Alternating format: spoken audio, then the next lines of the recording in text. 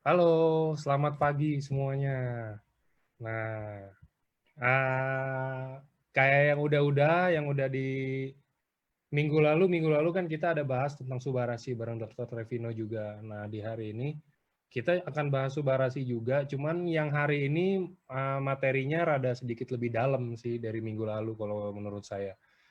Jadi sebelum mulai acaranya saya cuma mau pesan, ini kan pertanyaan pasti nanti akan banyak nih, saya yang akan bacain pertanyaan banyak. Saya mau pesan kalau bisa diinin dulu sih, kan Dokter Tevino nanti akan menjelaskan sedikit tentang Subarasi dan tentang fungsi-fungsinya, dan nanti ada materi-materi lainnya. Nah maksudnya diresapi, jadi nanti ibaratnya kalau udah selesai, pertanyaan-pertanyaannya tuh kalau bisa nggak pengulangan yang tadi udah dijelaskan sama Dokter Trevino. Karena kalau misalkan nanti ada pertanyaan-pertanyaan yang rada mengulang, nanti kalau saya skip bilang pertanyaan saya nggak pernah dijawab. Nah ya kan, tapi saya juga maksudnya kan itu artinya kan sebenarnya mungkin itu beberapa yang telat, mungkin saya ngerti ya kan. Nah, kalau misalkan telat ya satu-satunya jalan ya jangan telat. Ini masih ada sisa 30 slot. Ya mungkin sebentar lagi juga akan penuh, jadi buruan mungkin teman-temannya yang mau join atau apa gitu. Oke, langsung aja kalau gitu ke dokter nih, dokter udah. Sore, Dok. Sore, Apa gimana kabar? suara jelas? Jelas di hutan ya, Dok? Di hutan dong, sekali-sekali kita nature. Jangan lihat kota terus. Oke, Dok. Silakan saya kasih ke dokter. Oke, baik. Selamat siang. Tadi selamat pagi. Ya udah selamat pagi juga deh. Buat Bapak Ibu semua, semangat pagi terus dan terima kasih sudah hadir nih banyak sekali peserta dari seluruh Indonesia. Sabtu-Sabtu gini ya, masih rajin. Nah, untuk menambah ilmu ini suatu kesempatan yang baik sekali. Saya akan sharing seperti yang tadi telah diserangkan oleh Mas Angga ya, mengenai Subarashi, dan ada yang spesifiknya tetap ke arah sel terapi yang diusung oleh AFC ini. Silakan, mungkin ada slide-nya, mungkin emang ada lah, masa nggak ada. Oke. Oke, bentar, Dok. Judulnya keren dong ya, secangkir kopi di sore hari bersama AFC. Selamat minum kopi Bapak Ibu semua. Siapin kopinya masing-masing di rumah tapi ya. Nggak bisa di Zoom. Harusnya secangkir kopi di sore hari di hutan bersama AFC, Dok. Iya, boleh juga. Back to nature. Oke, Oke, nanti saya siapin kopi masing-masing ya. siap. Sebentar. Oke. Nah, ini saya sedikit mengulas tentang atau memperkenalkan diri, mungkin Bapak Ibu ada yang belum kenal. Saya pekerjaannya dokter, dokter praktik umum. Jadi kalau suka ada yang bilang, ini kok ngapain sih praktik umum ngomongin sel terapi, kok ngomonginnya autoimun ya. Ya memang kami dokter umum harus mempelajari semua meskipun tidak mendalam. Dan yang lebih penting lagi, karena saya sebagai dokter keluarga, saya mengajar juga di UI sebagai dosen di kedokteran keluarga, kami mengajarkan holistic approach. Di dalam holistic approach itu apa sih sebenarnya? Kan juga beri kesempatan kepada orang-orang untuk belief-nya itu dihargai. Kalau mereka punya keinginan, harapan tertentu dengan menggunakan sesuatu, sebatas memang kita tahu itu tidak harmful, ya kami hargai semua. Bahkan pendapat pasien bilang penyakitnya gara-gara ini, gara-gara itu, dalam pendekatan holistik kita harus dengarkan. Termasuk juga penggunaan-penggunaan dan komplementasi dan alternatif medicine. Tapi kita mau tinggalkan itu, karena istilah complementary medicine itu seolah-olah pelengkap saja dari Western medicine. Tapi sebenarnya udah enggak lagi ya. Sekarang integrative medicine. Karena sebenarnya kedokteran timur itu suatu entitas, sesuatu yang tersendiri juga. Hanya memang pembuktiannya nggak sama dengan pembuktian kedokteran barat. Ya. Tapi sebenarnya sih sesuatu juga. Dan itu sudah terbukti ya. Berabad-abad toh populasi itu ada. Berarti kan kedokteran timur itu juga tetap ada. Bahkan di hutan seperti sekarang orang tetap populasinya ada. Berarti kan mereka bisa bertahan dengan kedokteran timur. Oke, jadi sebenarnya yang penting sekarang kita mengintegrasikan integratif medicine, dan itu bukan sesuatu yang harmful, kata barang itu bagus. Nah sekarang apa sih yang sedang dijelaskan pada hari ini? Next, Mas Angga. Ya, sel terapi, ya Japanese cell therapy. Lanjut. Apa itu barang ini ya? Nah, sebelum saya ke sana nih ya, Bapak Ibu bisa lihat langit di belakang saya biru sama dengan Metropolitan Inn Osaka, Jepang. Seperti yang ada di sini. Jadi si Jepang ini mengangkat suatu connection yang baik antara orang ya dengan alamnya. Itu yang menarik saya buat mau bergabung di sini. Jadi ketika saya melihat Jepang itu, kalau udah pernah ke Jepang ya, sangat asri dengan alamnya. Ya, sehingga metropolitan seperti Osaka ini langit tetap biru. Dan saya buat kemudian keserasian dengan alam membuat umur panjang bagi orang-orang Jepang. Dan memang dia adalah populasi yang paling panjang umur ya. Pensiunnya aja umur 77 tahun katanya. Oke, tapi kalau saya males lah kerja sampai umur 77 tahun ya. Next. Ya, topik kita hari ini kita mengulas tentang sel terapi, lalu kenapa kita perlu itu, dan spesifiknya apa dengan ekspresi. Oke, teman-teman yang lain juga yang mungkin dokter ada di sini, saya mengajak untuk bergabung karena kita ini di sini sangat dibutuhkan. Ketika nanti kita masuk ke sesi tanya jawab, akan banyak sekali isu mengenai kesehatan. Dan suplemen itu terlalu banyak produk yang beredar di Indonesia, sehingga kita perlu memberikan penjelasan yang real, yang clear kepada pasien, sehingga mereka bisa memilih dengan tepat. Ya. Dan itu perlu pengetahuan medis di baliknya. Oke, next. Nah, waktu saya diperkenalkan pada produk AFC ini kira-kira 2 tahun yang lalu, diperkenalkan sebagai stem cell. Nah, padahal sebelumnya saya juga sudah kenal produk stem cell yang lain. Dan waktu itu sengaja diberikan kepada guru kimia yang posisi itu dying ya, diberikan stem cell. Saya bilang, waduh ini mah nggak benar, karena stem cell itu nggak mungkin ditelan, dibikin minuman. Ya. Apalagi dia bilang dari rusa apa dari apel ya waktu itu. Kan kalau stem cell rusa cocok buat rusa, stem cellnya apel cocok buat apel, nggak cocok buat manusia. Oke, nah ketika saya dikenalkan sebagai stem cell, saya bilang ini juga nggak bisa kita bilang stem cell. Kenapa? Karena ini bukan stem cell nggak mungkin ditelan. Ya, kalau ditelan pasti hancur. Jadi komponen-komponen karbohidrat lebih kecil lagi jadi gula, sebagainya. Jadi kemudian diusunglah istilah yang baru sel terapi. Nah, sebenarnya sel terapi itu sendiri adalah terapi menggunakan sel. Nama lainnya stem cell terapi. Sebenarnya nggak beda jauh. Itu kalau istilah medis. Jadi saya tekankan di sini penggunaan dalam AFC. Halo, suaranya nggak jelas ya? Halo, suaranya cukup jelas? Halo, Suaranya cukup? Halo? cuman kadang-kadang emang kayak ketiup angin aja, putus-putus dikit. Oke, memang sinyal ada lemah di sini. Oke, jadi istilah sel terapi ataupun stem cell terapi dalam kedokteran itu adalah terapi menggunakan sel. Nah, dipakai dalam AFC ini adalah untuk menggambarkan terapi nutrisi bagi sel-sel tubuh kita.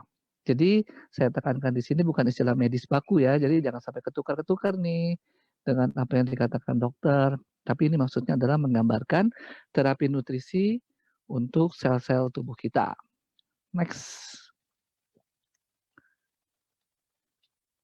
Nah, ini untuk sekedar membandingkan ya, saya kasih label AFC ya, sel terapi dan sel terapi AFC. Kalau sel terapi bahannya sel hidup, kalau terapi AFC bahannya adalah nutrisi.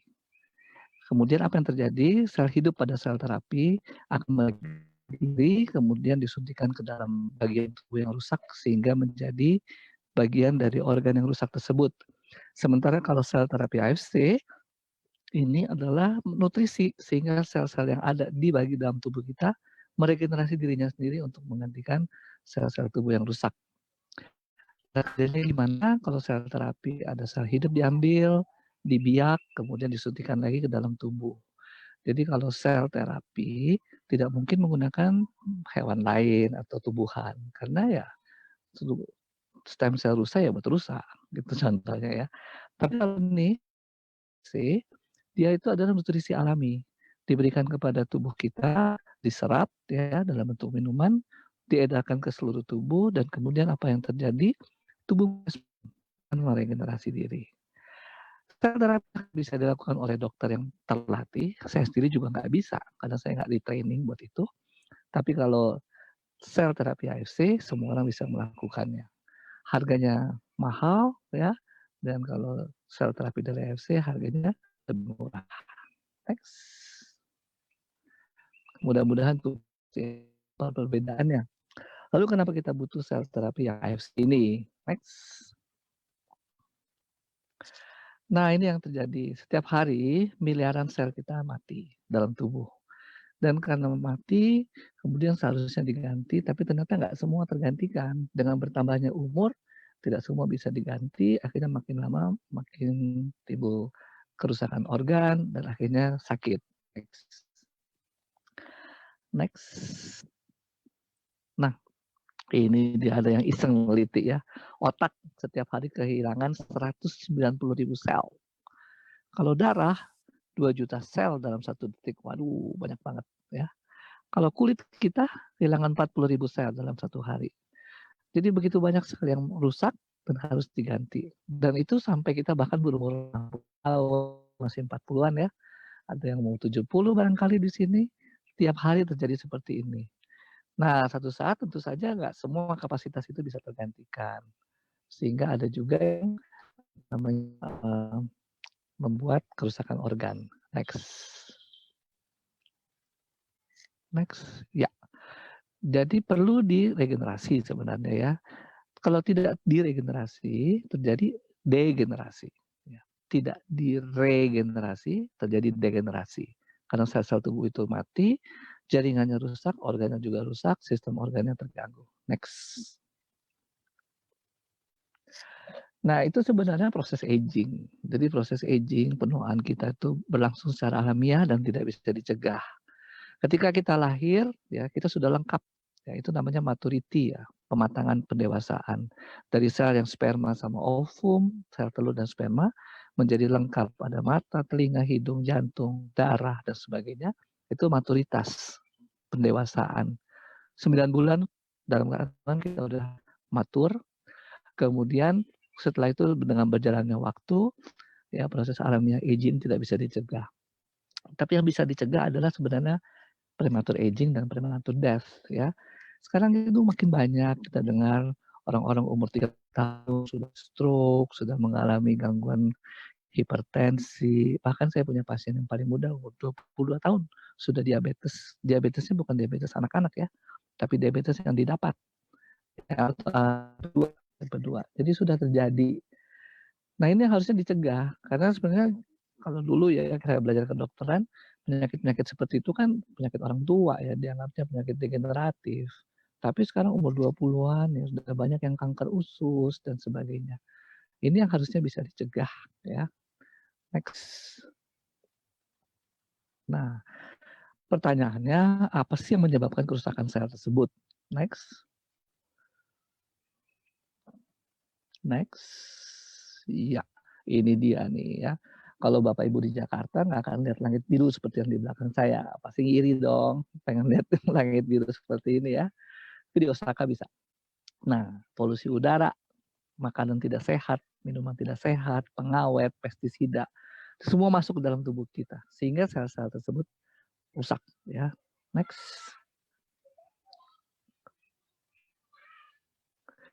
Nah, ternyata bukan lingkungan saja. Ya, jadi ada persentase dari genetik, perilaku, dan termasuk pelayanan kesehatan. Jadi Bapak Ibu beruntung di AFC sini. Ya, kenapa? Karena ada pelayanan kesehatan. Ada yang bertanya. Tetapi yang ternyata persentase dari pelayanan kesehatan cuma 20%. 30% sendiri adalah perilaku kita. Kita mau mengkonsumsi suplemen, perilaku kita mau makan makanan sehat, perilaku kita mau merokok atau tidak, itu semua yang mempengaruhi. Ya. Next. Ya, apa sih sebenarnya yang terjadi? Jadi ketika kita memasukkan semua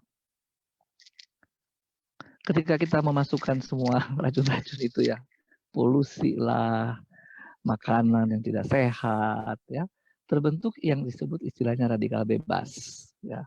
Radikal bebas kemudian merusak tatanan DNA kita, struktur protein kita, selnya jadi rusak sehingga kemudian timbul penyakit-penyakit degeneratif, ya. Jadi, racun-racun itu menyebabkan, senyawa-senyawa ini rusak ya. DNA ini adalah, mmm, mesin fotokopinya sel-sel kita. Jadi kalau sel kita mau terbentuk yang baru, dia harus memfotokopi di DNA. Lalu setelah fotokopinya dibuat, kopinya dibuat, kemudian dibuat proteinnya, kemudian jadilah sel yang baru. Aduh, ini terlalu kecil ya suaranya? Kasih kedengaran? Halo? Jelas dok suaranya. Oke, lanjut ya. Nah, kerusakan-kerusakan sel bisa menyebabkan kemudian terjadinya penyakit degeneratif karena sel yang rusak membelah diri jadi sel rusak lagi, membelah diri jadi sel rusak lagi, ya. Sehingga ini saya kurang tahu nih gimana nih. Ada yang bilang jelas, ada yang bilang nggak jelas. Kalau saya nggak pakai headset, kalau di sini jelas nggak? Halo? Kalau yang tadi lebih jelas sih kalau pakai headset sebenarnya. Cuman emang rada kayak ketiup angin dok, itunya sinyalnya doang. Sisanya jelas. Oke. Tapi mungkin kerekam nanti bisa diulangi lagi ya. Iya, boleh. Kalau ini kan bisa direkam. Jadi itu yang terjadi ya, radikal bebas. Nah, radikal bebas itu merusak tatanan kita sehingga kemudian sel-sel yang rusak itu mengcopy dirinya sendiri menjadi sel rusak lagi jadi penyakit. Next. Nah, radikal bebas itu bisa dilawan oleh apa? Ada yang namanya antioksidan. Jadi antioksidan ini adalah juga suatu senyawa yang berusaha mengurangi dampak dari radikal bebas. Jadi kalau kita itu mengalami masuk polusi atau diantaranya juga kekurangan oksigen itu bisa terjadi kalau ada sumbatan pembuluh darah misalnya. Nah, itu juga membuat stres oksidatif. Terjadilah radikal bebas, kemudian terjadilah kerusakan sel. Siapa yang ngelawan? Namanya antioksidan. Antioksidan itu macamnya banyak, vitamin-vitamin ya, ada vitamin C, vitamin E, ada banyak macam vitamin ya yang merupakan antioksidan. Itu tujuannya untuk mengurangi dampak dari radikal bebas. Next. Oke, lanjut next aja. Ini satu gambar semua. Next, ya. Nah, jadi kembali ke tadi ya, polusi udara nih gambar di Jakarta ya akan membuat terjadinya radikal bebas di dalam tubuh kita. Sehingga kalau Bapak Ibu lihat di sini gambar yang kanan tuh jungkit ya, ada oksidan dan antioksidan. Kalau dia balance ya udah baik-baik aja. Tapi kalau tidak balance ya, radikal bebasnya lebih banyak, terjadi perusakan ya, oxidative damage ya. Istilahnya juga oxidative damage. Jadi berhubungan dengan suplai oksigen. Nah, suplai oksigen atau energi itu bisa terpotong juga oleh karena suplai darah berkurang ke suatu area organ. Karena ada sumbatan misalnya. Itu juga membuat stres oksidatif sehingga kemudian terjadi kerusakan organ. Nah, balance ini antara oksidan dan antioksidan itu yang menyebabkan kita sehat ya. Nah, saya pernah selalu kasih contoh misalnya vitamin C. Ketika kita melihat ke peraturan Kemenkes, kebutuhannya hanya 100 mikrogram. Memang betul karena daya angkutnya. Tetapi apakah 100 mikrogram itu cukup untuk melawan segitu banyak masukan-masukan racun dan sebagainya yang membuat stres oksidatif. Nah, itu saya nggak bisa bilang berapa kebutuhannya karena kita beda-beda semua ya. Ada yang semua dari polusi udara saja, tapi ada yang juga memasukkan dari makanan, minuman, dan sebagainya. Intinya adalah makin banyak polutan, makin perlu banyak juga antioksidannya. Seperti itu. Nah, kalau misalnya ada orang yang makan vitamin C 1000 miligram ya, kemudian dia mengkonversi ke makanan itu sekitar 5 buah jambu kluthuk. Nah, itu nggak mungkin tuh kalau kita makan jambu kluthuk terus setiap hari, ya 5 biji lagi, ya. Sehingga akhirnya kita atau orang-orang berpikir, kasih suplai yang baru aja, konsentrat. Jadi nggak mungkin semuanya disuplai dari alam, ya. Dan itu terjadi, artinya gini, kalau kita mengharapkan semua dari alam, ya repot ya. Pernah ada satu siaran juga yang viral yang mengenai kebutuhan vitamin C, lalu kira-kira berapa kilogram pepaya harus dimakan. Kita makan aja nggak sampai 1 kilogram, ya 3 kali sehari nggak mungkin berapa kilogram, langsung kenyang perut kita langsung begah, ya. Sehingga dengan situasi yang penuh dengan polutan seperti ini, kita memerlukan suplai tambahan, ya, dalam bentuk konsentrat.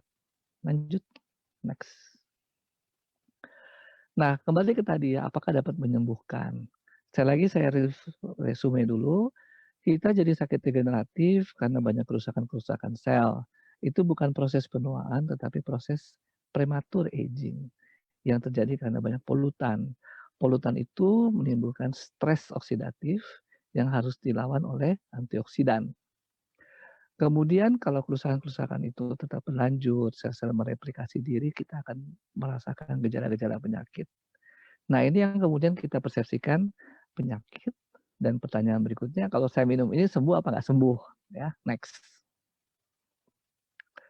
Oke, penting Bapak Ibu ketahui, semua produk suplemen itu bukan obat, ya, tetapi itu adalah suatu suplemen. Suplemen terhadap apa? Tambahan terhadap makanan kita.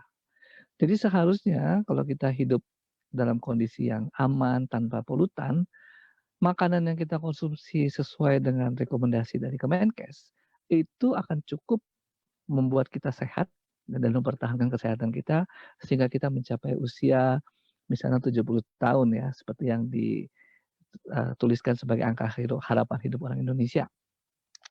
Jadi suplemen itu adalah produk tambahan ya, karena kita membutuhkan lebih banyak lagi disuplai dalam bentuk konsentrat. Jadi itu makanan ya, sifatnya nutrisi. Yang kemudian dalam konteks AFC kita ini adalah mengaktifkan sel-sel muda kita, stem sel kita sehingga kemudian bisa beregenerasi diri menggantikan sel-sel yang rusak. Yang tadinya mungkin sudah tidak terjadi, tidak tergantikan, kematian sel tersebut, kemudian sekarang diaktifkan lagi. Nah ini yang membedakan, jadi kalau saya juga suka pakai judul breakthrough ya, nature breakthrough, jadi suatu terobosan dari alam ya. Karena produk ini produk alami yang kemudian tujuannya mengaktifkan stem cell. Next. Oke, nah saya kembali tekankan juga kepada teman-teman sejawat dokter di sini, memang ini adalah presentasi yang juga ada muatan dari pemiliknya, yaitu SOP Subarashi yang ingin diperkenalkan. Jadi perkenalkan SOP Subarashi ini dari dasarnya saja mungkin banyak member yang sudah bertahun-tahun ya tahu SOP Salmon Ovary Peptide ya dan kemudian dikombinasi dengan Subarashi. Nah, mereka setelah dikombinasi mempunyai paten fungsi yang baru lagi yang sudah diketahui BPOM. Nah, ini juga penting Bapak Ibu ketahui karena semua produk ini dapat sertifikasi BPOM. Jadi kita tidak perlu pusing dengan yang namanya ujinya apa sih, uji klinisnya apa sih, ini itu pertanyaan-pertanyaan tuh bolehlah kita tanya, tapi kepentingannya apa sekarang? Karena itu urusannya BPOM. Kalau BPOM sudah mensertifikasi bisa masuk ke Indonesia, ya udah berarti dia sudah lihat itu. Tinggal kemudian kalau kita mengkonsumsi manfaatnya itulah yang kita rasakan. Ya, boleh sih mau tahu tanya ini uji itu, uji ini, boleh saja, tapi mungkin bukan suatu konsumsi yang awam karena nanti juga ketika harus menjelaskannya lumayan ribet ya. Nah, ini saya sih enaknya juga teman-teman dokter yang lebih penting untuk mengetahui apa uji klinisnya sehingga bisa menjelaskan kepada para konsumen ya. Next. Nah, ini sebenarnya fungsi dari SOP ya. Sudah kenal semua itu cell regeneration effect ya. Tapi kalau ditanya lagi bagaimana mekanismenya, si salmon ovary peptide ini masuk dan menginduksi hormon yang namanya IGF-1, yaitu insulin-like growth factor 1. Jadi dia tidak directly membuat kita meregenerasi sel, tapi melalui IGF-1. Sehingga ini kemudian ini adalah paten fungsinya, ya, yang diberikan oleh si Asayama, dibuktikan oleh BPOM, dokumen-dokumennya, dan kemudian ini yang masuk di Indonesia sebagai fungsi dari SOP Subarashi. Yang kedua, next, improve blood circulation. Ini juga adalah sudah Bapak Ibu ketahui dari produk SOP, fungsi dari si SOP ini untuk meningkatkan sirkulasi pembuluh darah. Jadi kalau kita lihat tadi masalah stres oksidatif timbul karena kekurangan suplai oksigen, ya timbul radikal bebas. Nah ini merupakan salah satu apa namanya jalan keluar ya karena improve dari blood circulation. Improve blood circulation ini teorinya pun juga sama, meregenerasi jaringan di pembuluh darah yang mungkin rusak ya. Karena dengan berjalannya waktu, umur kita bertambah, pembuluh darah kita sudah nggak mulus seperti waktu lahir. Nah, dengan demikian diperbaharui sehingga sirkulasi darah ke ujung-ujung tubuh kita berjalan lancar, makanan disuplai dengan bagus, kemudian nutrisi juga, oksigen juga disuplai dengan bagus, sehingga terjadi juga perbaikan jaringan. Next. Nah, ini yang baru dari produk Subarashi. Kalau Bapak Ibu sudah pernah lihat juga ada apa namanya brosurnya atau flyersnya, dikatakan di situ keunggulannya atau upgrade-nya dari SOP adalah triple peptide. Ya, peptide itu mungkin sudah pernah mendengar penjelasan kami dari dokter-dokter sebelumnya adalah protein yang dikecil-kecilin. Ya, kalau protein itu molekul raksasa besar sekali, dikecil-kecilin namanya peptida, peptide. Peptide itu kalau diurai lagi namanya asam amino. Jadi mungkin kalau ada yang dapat presentasi SOP dulu ya, ada perbandingan asam amino. Nah, itu adalah molekul terkecil dari peptida. Tapi peptida sendiri juga berkumpul jadi satu. Dan ini adalah kumpulan dari asam amino itu membentuk peptida, cukup kecil untuk diabsorpsi. Nanoteknologi ini keunggulannya si Jepang ya. Sehingga dia bisa mempunyai efek menginduksi terjadinya regenerasi sel. Nah, itu peptida dari SOP. Nah, peptida yang lain dari sardin dan peptida yang satu lagi dari tumbuhan disebut diberi istilah di sini vegan. Ya. Peptide yang sardin itu ada penelitiannya. Penelitiannya itu bekerja pada sistem RAA yang mengatur pembuluh tinggi rendahnya tekanan darah kita. RAA itu renin, angiotensin, aldosteron. Jadi uji klinisnya itu memperlihatkan bagaimana si SP, sardin peptide ini berfungsi sama dengan obat yang namanya captopril. Nanti mungkin presentasi yang lalu ya, saya pernah sampaikan itu.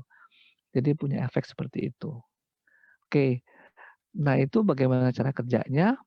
Dia kerja di dalam sistem yang namanya RAA tadi. Jadi kalau masih ingat ya minggu lalu ada yang hadir atau bisa lihat Facebooknya, RAA itu adalah salah satu mekanisme untuk mengatur tekanan darah. Mekanisme yang lain dari saraf. Ya. Nah itu adalah mekanisme untuk mengatur tekanan darah. Kalau Bapak Ibu ada yang darah tinggi dikasih captopril supaya turun. Nah mekanisme ini yang dibuktikan menggunakan sardin peptide. Nah itu adalah paten fungsi yang ketiga. Kemudian ada paten fungsi yang keempat. Next. Ya, prevents blood clotting. Ini adalah fungsi dari vegan peptide.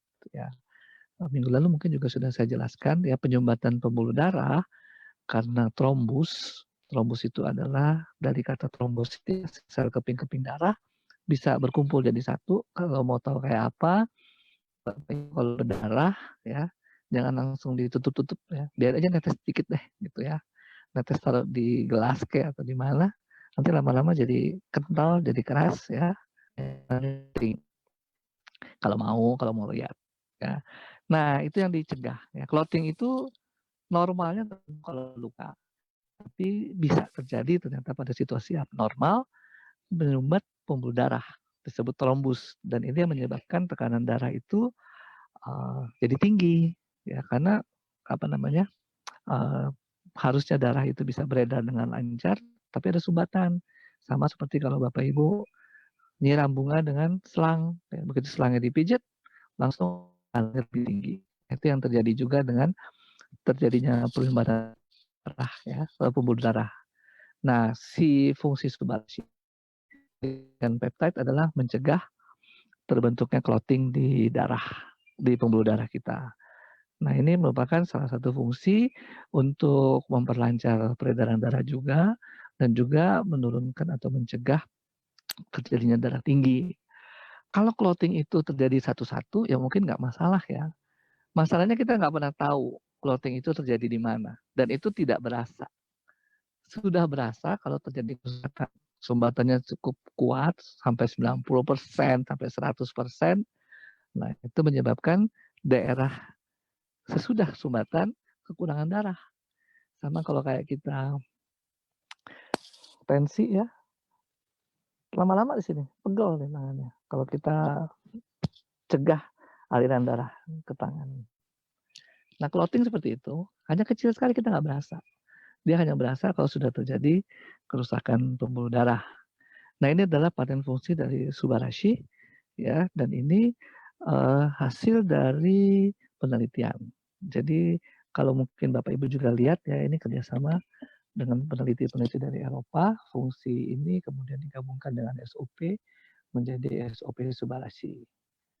Oke, next kayaknya sudah habis.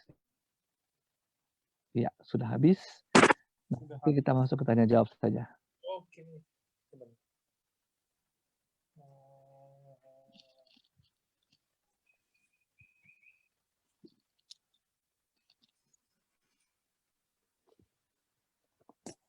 Tanya jawab.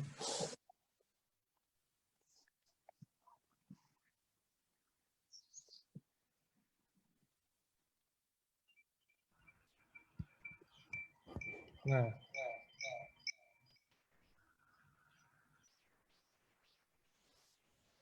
saya mulai pertanyaannya. Bergema-gema nih. Mantul, saya pakai 2 device soalnya. Oke.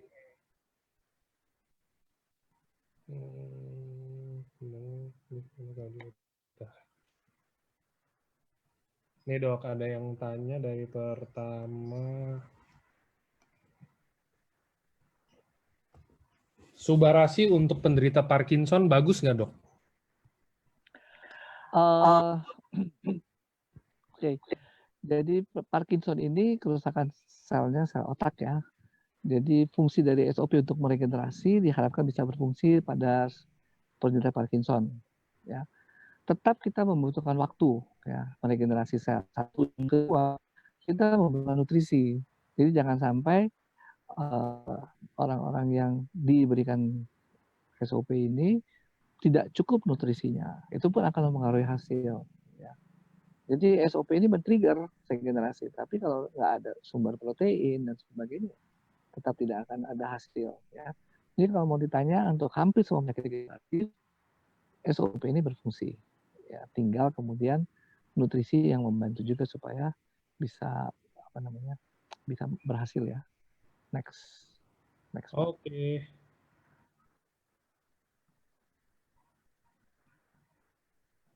Kalau ada yang masih pertanyaan-pertanyaan SOP 100 plus, kayaknya gimana dok? Apa mau dicari yang Subarasi aja atau yang SOP 100 plus? Sama kalau SOP 100 plus ya regenerasi juga sih ya. Ya cuman ini loh, maksudnya takutnya kalau yang teman-teman ini kan maksudnya pikir ini Subarasi produk baru. Enggak ya teman-teman, ini Subarasi ini dia cuma penambahan dari SOP. SOP yang tadinya SOP Salmon Ovari Peptide-nya cuma 100, sekarang jadi 150, nambah 50 kan. Terus ditambah juga berbagai macam yang lain-lain. Tadi ada beberapa peptide baru dan ada bahan aktifnya baru juga. Itu jadi juga sasetnya juga nambah 0,5 gram deh kalau nggak salah seingat saya. Jadi ini sebenarnya bukan produk baru. Jadi ini produk sebenarnya ini SOP yang diperbaharui, yang berevolusi lah kita bilangnya ya dok ya. Ya. Jadi bukan fungsi SOP-nya masih ada. Semua yang tadinya ada di SOP masih ada. Cuman ya beberapa ada yang kalau misalkan kita masukin nih kayak semua kita masukin gitu kan takutnya nanti kebanyakan atau apa ntar jatuhnya malah nanti dilihat orang, ya walaupun kita emang bisa produknya misalkan, cuman tapi orang awam kan ngelihatnya kayak, ini apaan sih produk baik banget ininya, overclaim banget nih, atau apa yang kayak gitu. Jadi untuk menjaga itu, makanya sekarang kita pilih-pilih, dan kebetulan yang kita pilih yang utamanya yang masuk ini 4 ini patennya juga. Gitu mungkin penjelasan singkatnya kalau mengenai paten. Banyak yang nanya kan, kok anti agingnya hilang? Wah, SOP udah berubah nih. Ya, bukan gitu, Pak. Maksudnya ya gitulah yang tadi saya jelasin, takut kebanyakan aja kan, Dok. Iya. Jadi ada mekanismenya lah di BPOM ya. Kenapa yang ini disebut, apa nggak disebut lagi, itu ada mekanismenya. Oke, Dok, saya udah operasi kista 3 kali di indung telur kiri dan kanan. Apa bisa SOP Subarasi mencegah kista dan miom tumbuh kembali? Oke, ini kistanya juga kista apa nih ya? Harus jelas dulu. Jadi ada proses di dalam indung telur yang memang akan terjadi lubang lah, katakan lubang lah ya. Ya itu kemudian bisa jadi kista. Ngomong-ngomong mungkin Bapak Ibu kalau mau tahu kista itu jadi rongga yang isinya cairan ya. Itu bahasa kedokteran. Dan itu kenapa sih bisa timbul ya? Sebenarnya nggak ada yang bisa pasti kenapa. Jadi kalau kita minum pun SOP atau Subarasi manfaatnya banyak, antara lain dalam konteks kista ini kita meregenerasi sel-sel yang rusak ya, supaya itu bisa diperbaiki. Ini ya kistanya 3 kali ini apa saja. Lalu kalau miom, miom ini adalah ya. Kalau Putus, sudah operasi sih umumnya selesai. Halo? Halo? kan putus. Nah, coba diulang Ya, lagi. Apa-apa, ini udah bagus lagi. oke. Untuk miom, miom ini lebih banyak adalah fungsinya SOP ini untuk membantu regenerasi pasca operasi. Ya. Tumbuhnya pun nggak ada yang pernah tahu bagaimana. Kenapa ada yang tumbuh miom atau yang tidak ada tumbuh miom. Artinya proses-proses ini ya mungkin aja seperti yang tadi dijelaskan lewat banyak polutan dan sebagainya. Ya. Jadi fungsi dari apa namanya SOP Subarasi lebih banyak untuk degenerasi ya. Sehingga kalau misalnya habis dioperasi, ada stres oksidatif. Nah, disitulah untuk meregenerasi, memperbaiki kerusakan jaringan pasca operasi. Oke, tapi kalau kelainan struktural, ya memang harus dioperasi. Itu bukan sesuatu yang bisa diselesaikan dengan suplemen. Oke. Next. Wah, ini banyak pertanyaan-pertanyaan kayak minggu lalu untuk tekanan darah rendah. Gimana nih, Dok? Oke, saya ulangi ya. Jadi tubuh kita, minggu lalu mungkin saya jelaskan tapi kurang clear ya, punya mekanisme untuk mengatur tekanan darah. Jadi tekanan darah kita tuh naik turun sepanjang hari, nggak 120/80 aja enggak ya.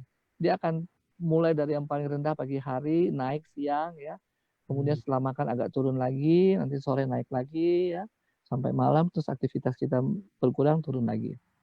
Itu satu. Dan itu ada yang ngatur. Yang ngatur antara lain juga adalah persarafan kita.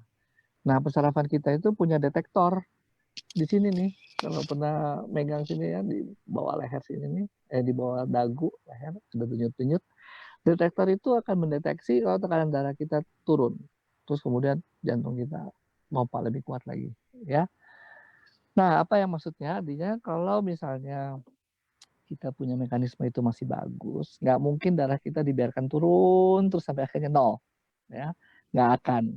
Jadi itu nggak usah khawatir kalau Bapak Ibu yang tekanan darah rendah atau tekanan darahnya sudah normal dengan obat, mau minum ini, oh nanti tekanan darah saya jadi jatuh. Nggak.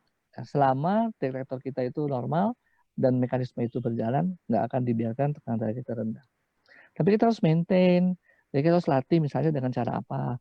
Senam pagi hari atau sore hari terserah. Yang penting 30 menit sehari kali 7 ya. Nah, itu sudah cukup untuk kita kemudian melatih detektor kita ya dan jantung kita. Oke? Jadi nggak usah khawatir ya. Yang tekanan darah rendah minum aja. Iya. Lagian ini nggak bikin yang tekanan darah rendah jadi makin rendah. Justru kalau yang normal, kayak yang kita ngobrol lagi itu kan, Dok. Maksudnya kalau yang normal juga bukannya jadi dia malah turun lagi atau apa, kalau udah normal betul. cukup menstabilkan aja gitu ya? Iya. Jadi ini semua termasuk obat-obatan, itu mekanismenya untuk yang nggak normal lah. Kalau nggak ngapain dikasih obat ya?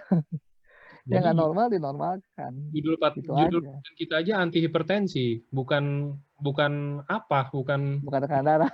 tekanan darah pada orang normal, enggak gitu kan. Iya, iya betul. Tapi pada yang hipertensi. Jadi yang normal ya udah, nggak masalah. Oke, next-nya. Nih, kalau untuk saraf, Dok, C3 C3, C7 udah kejepit. Apakah bisa dibantu dengan konsumsi Subarasi dan Utsukushi? Oke, ini harus lihat juga ya gambarnya kayak apa. C3, C7 ini Bapak Ibu adalah komponen saraf yang keluar dari leher, nomor Hmm. 3 sampai nomor 7. Nah, itu kejepit. Kalau kejepit sebenarnya udah kelainan struktural, jadi penyelesaiannya ya tentu ada mungkin tindakan-tindakan yang lebih invasif ya, tindakan yang lebih agresif. Nah, apa sih yang dibantu oleh si SOP dan ini karena kalau kejepit pasti ada radang deh, pasti ada kerusakan-kerusakan sel di situ. Nah, itu yang kemudian dibantu ya. Jadi dia dibantu sehingga kemudian radang itu bisa teratasi ya. Karena kalau ada radang ya kerusakannya kan makin luas ya. Gitu. Jadi di situ ya manfaatnya. Tapi proses penjepitannya misalnya gara-gara tulang belakangnya ya, tulang lehernya, ya itu tindakannya beda. Itu bukan dari suplemen. Oke. Oke, oke. Anak saya divonis kena autoimun. Apa bisa pakai Subarasi? Waduh. Oke, ini juga sama ya, istilah-istilah yang bukan istilah ya, saya pernah presentasi soal autoimun. Jadi, autoimun itu adalah antibodi ya, yang menyerang tubuh kita. Sementara kalau kita bilang di sini, eee, autoimun karena antibodi kita ini merusak jaringan tubuh yang dirusak itu, nah disitulah perannya si SOP Subarasi, memperbaiki jaringan yang dirusak ya, bukan, mengurangi produksi antibodi yang merusak itu, ya itu lain cerita ya. Itu juga mekanismenya berbeda yang kemudian pun sebenarnya obat-obatan untuk autoimun lebih banyak mengurangi atau menurunkan radang saja ya, proses radangnya saja. Jadi si SOP Subarashi ini lebih kepada untuk meregenerasi ya, jaringan yang sudah dirusak oleh proses autoimun ini. Sekalian deh merembet ya, produk satu lagi namanya Utsukushi. Utsukushi klaimnya itu meningkatkan imunitas tubuh melalui sel yang namanya NK, Natural Killer Cell ya. NK cell ini tugasnya membunuh sel-sel yang rusak, yang terinfeksi atau misalnya yang mengalami ya apalah pokoknya jadi kanker dan sebagainya, itu adalah tugas dari si NK cell. Jadi itu nggak sama dengan sel-sel yang membentuk antibodi, beda. Ya, jadi fine-fine aja sebenarnya kalau Bapak Ibu makan, ini, karena dia apa namanya, Utsukushi. Karena sebenarnya dia bukan berfungsi pada memproduksi antibodi, tapi Hmm. berfungsi pada NK sel. Oke, cuma ya kalau khawatir, karena khawatir itu mengganggu loh, khawatir khawatir itu mensugesti. Stres kita tuh ternyata mensugesti daya tahan tubuh kita. Nah, Hmm. kalau itu yang terjadi ya sebaiknya kita nggak usah dulu, jangan diminum dulu. Oke, lanjut. Next.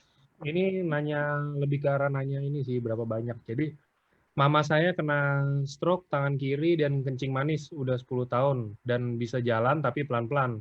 Sekarang udah bisa makan sendiri. Sarannya dokter lebih cocok minum yang mana? Mungkin minum yang mana atau kombinasi kali ya, dan berapa kali seharinya, Dok, kira-kira? 75 tahun stroke. Tadi apa ininya stroke, stroke atau apa nih? Stroke Darah tinggi? 75 tahun dan ada kencing manis. Eh, kencing manis ya. Tahun. Oke, eee, sebenarnya sih ya, produk-produk yang meregenerasi sel ini ya, artinya, apa namanya, bisa bermanfaat ya, regenerasi sel. Jadi kalau sekarang kita ada peristiwa misalnya kerusakan-kerusakan jaringan gara-gara, tidak mampu menyerap gula, nah di situ jaringan-jaringan itu diregenerasi oleh si oke. Termasuk juga kalau kerusakan sel saraf, jadi sel saraf itu yang dahulu oleh orang-orang kedokteran dianggap tidak bisa meregenerasi, tetapi ada istilah yang namanya elastisitas, yang mekanismenya mungkin tidak terlalu penting lah kita jelaskan di sini.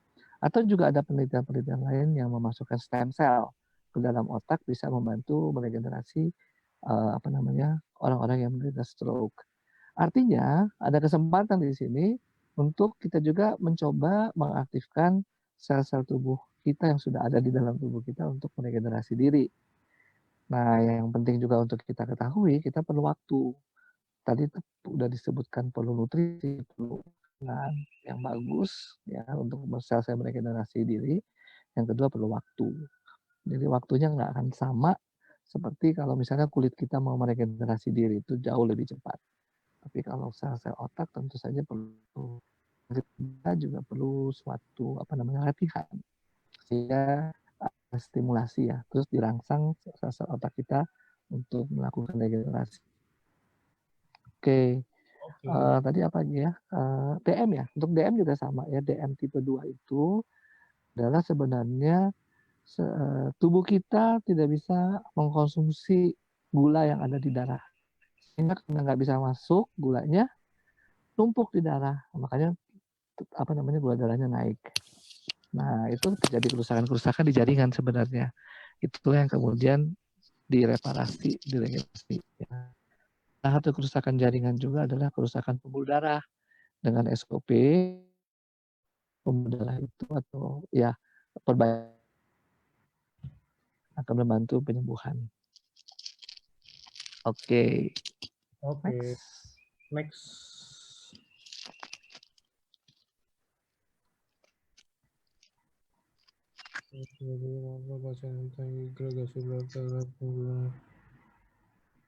Ini dari Facebook saya ada dikasih gimana untuk penderita hipertensi yang konsumsi amlodipin setiap hari. Ketika konsumsi Subarasi, apakah perlu hentikan obat darah tinggi? Terima kasih. Oke. Saya sudah beritahu, jadi yang namanya menghentikan obat bukan kapasitas saya. Harus dokter. Saya tidak akan menjawab berhenti obat atau berhenti obat. Ya. Siogianya memang di dalam prosedur penanganan hipertensi, kalau sudah terkontrol, kemudian dicari dosis maintenance ya, dosis yang optimal sehingga tensi tetap terkontrol ya, istilahnya bukan normal tapi terkontrol. Nah itu kewenangannya ada di dokter. Seandainya dengan minum Subarasi kemudian dapat terkontrol, kemudian dosis obat dikurangi, terkontrol terus, ya berarti memang harus turun dosisnya, bahkan bisa stop ya. Tapi sekali lagi evaluasi dan itunya semua kewenangannya di dokter yang menangani. Lalu Anda cerita aja dong, saya juga minum ini dok, gitu. Kira-kira gimana? Apakah dengan minum Subarasi ini saya bisa menghentikan ya? Nah itu silakan didiskusikan. Tapi kalau Anda jadi pasien saya, Oke. Kalau untuk jaga stamina buat anak-anak konsumsi Subarasi boleh dok? Ya kalau ditanya boleh atau nggak boleh pasti boleh ya, karena kan semuanya nutrisi ya. Jadi silahkan, tapi juga mungkin tergantung ya kemampuan juga. Kalau emang bisa mampu ya. Mengenai kebutuhan sebenarnya anak-anak punya daya regenerasi sel yang bagus. Jadi SOP sebenarnya mungkin belum terlalu penting. Tetapi mungkin kalau anak-anak yang obesitas, kalau menurut harus ya, karena sudah pasti terjadi proses perusahaan pembuluh darah kalau anak-anak yang obesitas. Nah itu harus wajib. Oke. Untuk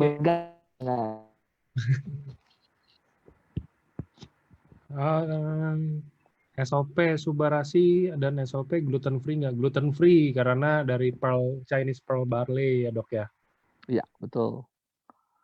Oke, mata tua dan sudah rabun serta kering dibantu pakai Subarasi atau Utsu, rutin Pak atau Ibu. Tapi ini mata SOP Subarasi juga bisa ya dok ya? Iya. Artinya ini untuk meregenerasi sel ya. Dan kemudian tetap ininya. Oke, meregenerasi sel, tapi untuk fungsi mata sendiri, rabun ini kan harus dievaluasi nih kenapa ya. Ada istilahnya mata itu juga butuh vitamin A ya, retinol. Vitamin A itu tidak ada di SOP, harus dari luar konsumsinya. Oke, jadi mungkin nggak bisa general yes no ya. Ini hanya ngomong secara umum, tapi spesifiknya tentu harus dievaluasi. Oke. Kalau buat penderita asma, SOP atau UTSU, apakah dapat membantu antara dua itu, Dok?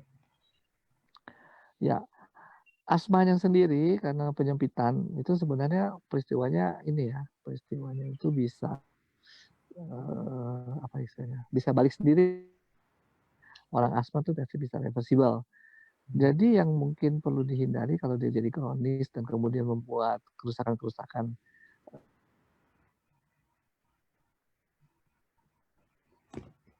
Dok, putus, Dok. Ya, Putus barusan. oke. Masih kedengaran nggak? Kedengeran Sekarang sekarang? kedengaran ya? Ya, tadi hilang. Oke, oke.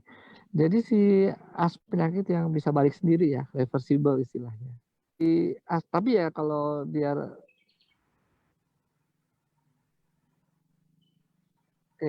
kalau dia kambuh-kambuh terus ya jadi kerusakan dari itu yang kemudian diregenerasi oleh SUP. Ya. Nah, bisa sembuh nggak bisa sembuh, asma sih pada dasarnya sih reaksi alergi ya. Ada juga orang-orang yang kemudian nggak kambuh lagi asmanya dan mungkin juga banyak kombinasi bukan hanya dengan suplemen, olahraga. Jadi kembali ke fungsinya ini ya, kalau kita asma, kita terjadi stres oksidatif, nah itu regenerasi sel dibantu oleh SOP. Ya, apakah itu tergantung kerusakannya juga ya, seberapa luasnya. Dan itu kita evaluasinya one by one, nggak bisa langsung sekaligus. Ya. Nanti kalau Bapak Ibu nanya ini, bisa juga mengkonsultasikan kepada dokter member AFC yang ada di dalam grupnya. Mungkin bisa menanyakan lebih lanjut. Oke. Dok, apa Subarasi aman untuk laktos intoleran? Saya lihat di dos kemasannya mengandung skim milk. Nah, itu baru tadi pagi juga saya ada dibahas. Skim milk kalau yang di Subarasi itu tuh dia nggak sangat sedikit karena hanya sebagai perasa aja katanya kalau dari Jepangnya. Jadi kayaknya kalau untuk laktos intoleran kan mungkin ada ini nggak sih dok? Ada takarannya nggak sih dia kalau udah kena takaran berapa baru dia aktif gitu loh intoleransinya atau apa nggak sih dok? Ya, pastinya ada kadar tertentu ya yang dikonsumsi sehingga kemudian ini terjadi laktos intoleransi itu. Tapi kalau sedikit sih enggak. Apalagi kita konsumsinya mungkin 2 kali sehari ya, sehingga nggak banyak. Dan itu kan 5 miligram itu bukan semuanya milk, itu hanya sebagian kecil. Ya, laktos intoleransi itu ini sih gangguan tidak bisa mencerna gulanya gula gulanya susu. Gulanya susu namanya laktosa. Nah, itu yang kita harus kalau si dari Jepang bilang, si Asayama bilang bahwa kadarnya sangat kecil, ya harusnya memang pasti sangat kecil dan tidak akan membuat suatu gangguan ya. Orang yang laktos intoleransi itu biasanya minum susu, ya, jadi banyak, bukan cuma 1 gelas susu, ketahuan tuh laktos intoleransi. Tapi kalau cuma kecil-kecil, Ya, lagian kita kan juga Subarasi bukan dairy product ya. Jadi kayaknya bukan enggak. bukan dairy product, betul.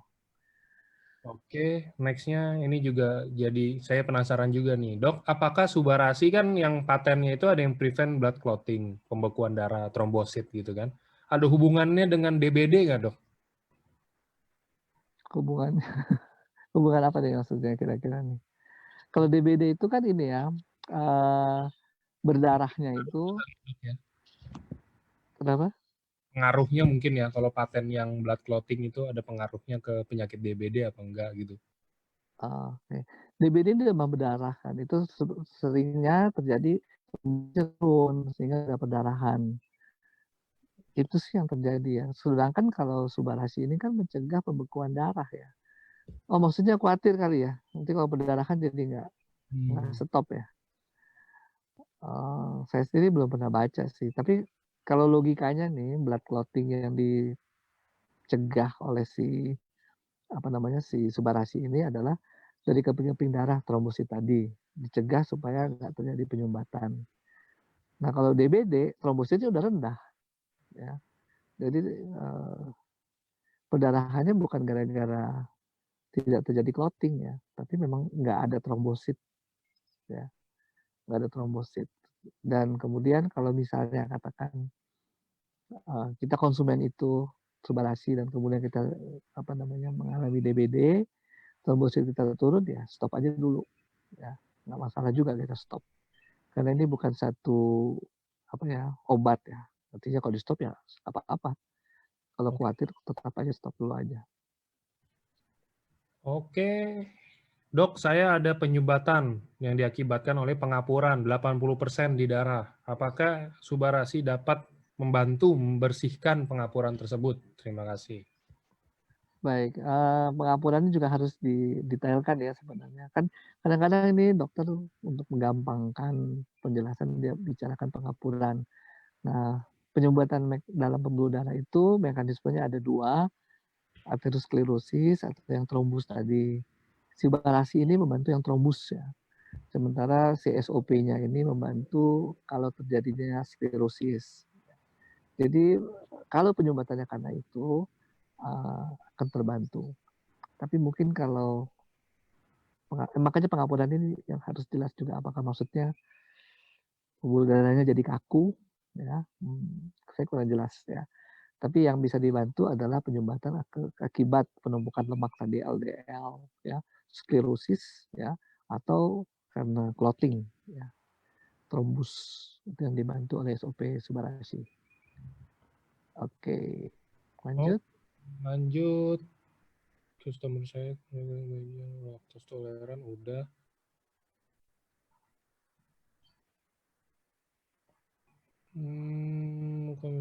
Dok, ada customer saya kan. Dok, ada customer saya kena ginjal, sudah pakai alat selama 4 tahun. Bulan ini udah divonis alatnya udah nggak bisa diterima oleh tubuh. Saat sekarang hanya cuci darah, katanya tidak akan bertahan lama. Apakah SOP Subbarasi ini bisa membantu memperbaiki kondisi? Ya, kalau yang saya baca dari Subbarasi memang salah satunya memperbaiki fungsi ginjal. Oke, jadi menurut saya sih diminum aja. Ya. Masalah sehat dan umur, mungkin kalau pernah dengar presentasi Dr. Wijaya itu ya beberapa minggu yang lalu, itu bukan urusan kita, urusan Tuhan ya. Kita memberikan saja nutrisi yang terbaik buat tubuh kita. Dan itu emang di dalam penelitiannya si Subbarasi ini memang disebutkan ya, antara lain juga mengurangi ekskresi albumin. Jadi menunjukkan bahwa fungsi penyaringan ginjal itu diperbaiki. Yang tadinya bocor, albumin bisa keluar lewat urin, nah itu diperbaiki oleh Subbarasi ini. Oke, tetap perlu waktu ya. Bayangkan Bapak Ibu ya, punya ureum kreatinin sampai jelek, sampai terjadi gagal ginjal itu, ya kalau seluruh ginjal udah rusak, ginjal kita ada kiri kanan nih, sekian gram beratnya ya, itu semua ada banyak sekali penyaring-penyaring. Terus kalau rusak semua baru ureum kreatininnya tinggi, ya dan jadi jelek. Jadi kalau kita juga harus mereparasi segitu banyak jutaan fungsi penyaring di ginjal, ya artinya perlu waktu ya, karena kita kan mengkonsumsi Subbarasi berapa banyak sih 5 miligram ya, 5 gram sehari. Dan itu atau mungkin 10 gram sehari ya. Tetap perlu waktu ya. Jadi pada proses seperti itu pun cuci darah tetap dibutuhkan ya, karena nggak mungkin dengan sekali sebulan kita minum seluruh ginjal kita langsung jadi normal lagi. Proses itu tetap perlu waktu ya. Oke. Ini ada lagi yang tanya, dok, kalau Subbarasi di pagi hari, kalau konsumsi Subbarasi di pagi hari, apakah harus minumnya itu sebelum atau sesudah minum obat darah tinggi? Oke, ini sebenarnya masalahnya di penyerapan ya, absorpsi. Jadi kita juga mungkin sudah sering dipresentasikan kalau kita minum SOP ini sebaiknya pagi hari sebelum makan perut masih kosong ya. Jadi SOP Subbarasi juga sama mengikuti anjuran itu, ketika perut masih kosong penyerapannya akan lebih optimal ya, atau juga kalau lebih optimal misalnya ke waktu itu kita diajarkan di bawah lidah, itu juga untuk meningkatkan penyerapan. Hmm. Kemudian saya sendiri belum pernah membaca bahwa akan berinteraksi dengan obat darah tinggi. Tapi kalau memang khawatir, ya dikasih jarak saja, setengah jam lebih misalnya. Ya, kalau mau dua-duanya sebelum makan misalnya siapa yang lebih dulu, SOP dulu, baru obat darah tinggi atau sebaliknya, terserah. Tapi kalau khawatir ada interaksi, dikasih jarak. Itu aja sih. Oke, ini untuk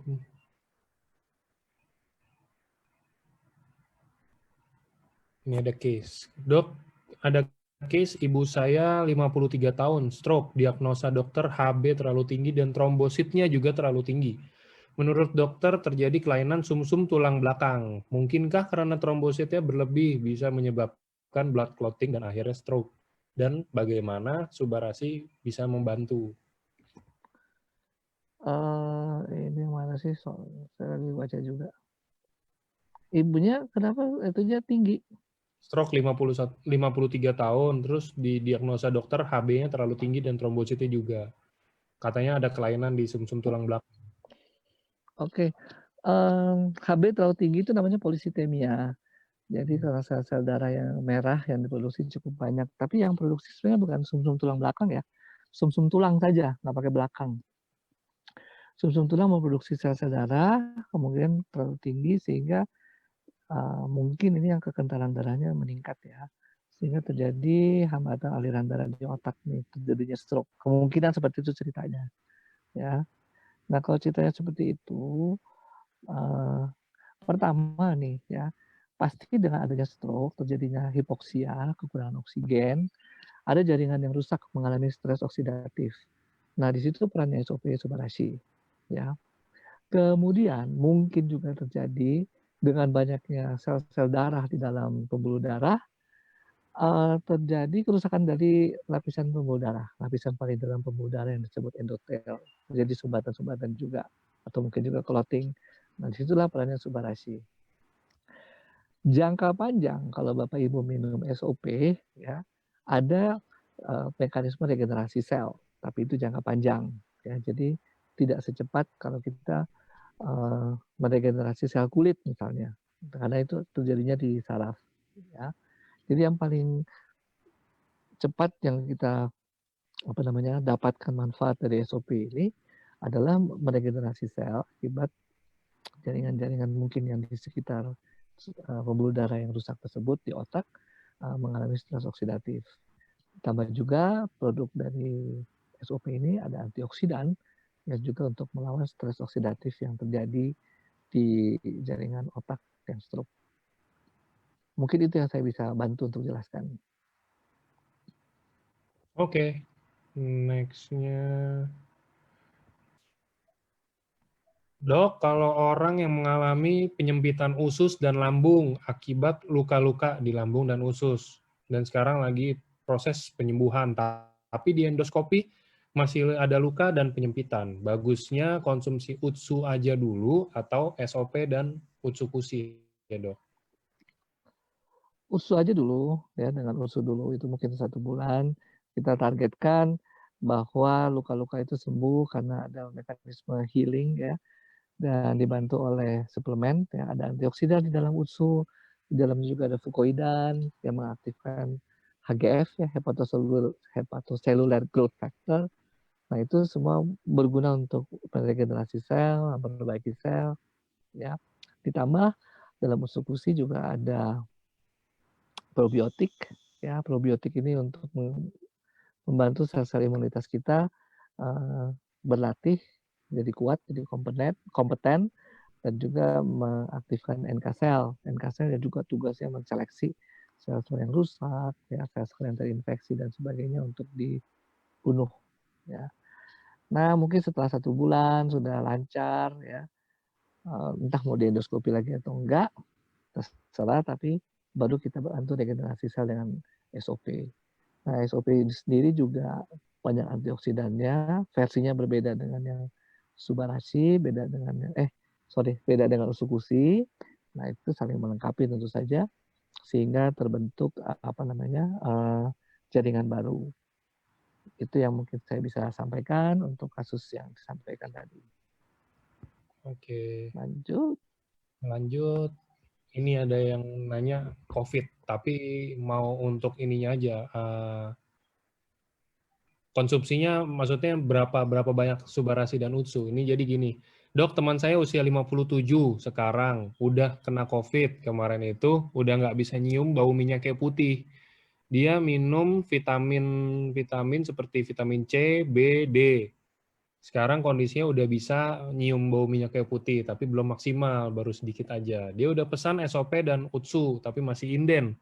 Kira-kira nanti kalau datang mungkin ya, konsumsinya berapa-berapanya dok per harinya? Karena dia juga ada kluster COVID, nggak bisa kemana-mana katanya. Oke. Ini, ya apa namanya, COVID-nya apa dari swab kayaknya, harusnya ya. Udah disebut COVID dari swab, jadi emang terbukti ada virusnya. Oke, yang punya efek antivirus itu adalah Utsu ya, Utsukushi. Itu meskipun yang dia buktikan pada virus hepatitis ya, dan masih banyak perdebatan dengan dokter penyakit dalam, tapi fungsi itu ada, Utsukushi, dan itu sudah apa namanya, oleh BPOM juga sudah dibolehkan diklaim sebagai fungsi. Jadi sudah diteliti juga. Artinya dokumen-dokumennya oleh BPOM. Nah, itu yang lebih saya sarankan ya dalam konteks COVID ya. Karena memang jelas ini virus ya. Meskipun kita nggak tahu apakah emang ada efek antivirus COVID apa enggak, tapi yang ada mekanisme antivirusnya. Jadi itu yang lebih banyak diberikan.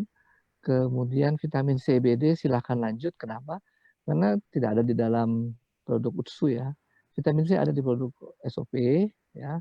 Jadi silahkan dipakai juga produk SOP. Tapi di Utsu tidak ada vitamin B dan D ya. Silahkan dilanjutkan minum itunya, vitamin-vitaminnya. Lalu apa namanya ini? Dosisnya ya, dosisnya oke, sekali lagi kita jangan bicara dosis ya karena ini bukan obat, tapi kebutuhannya. Jadi kebutuhannya itu sesuai dengan anjuran dari Asayama, mulai dengan 2 kali 1, kemudian bisa ditingkatkan 2 kali 2 dan selanjutnya. Saya sendiri punya apa namanya, pengalaman dengan salah satu penderita COVID sampai diberikan 10 saset sehari. Ya, memang akan cepat berespon ya, karena selain dia menginduksi NK sel dan sebagainya, isinya sendiri asam amino kan dari SOP. Sehingga SOP itu bisa membantu memproduksi apa namanya, daya tahan tubuh kita lebih baik. Oke. Kalau mengenai dia belum hadir karena masih inden ya, itu mungkin Mas Angga yang bisa jawab ya. Oke, next. Wah, ini udah jawab banyak pertanyaan nih, banyak banget dok yang nanya COVID kan. Udah sekali diinin, udah terjawab semuanya. Oke, COVID lanjut. banyak ya. Iya, banyak yang nanya COVID. Hmm. Oke.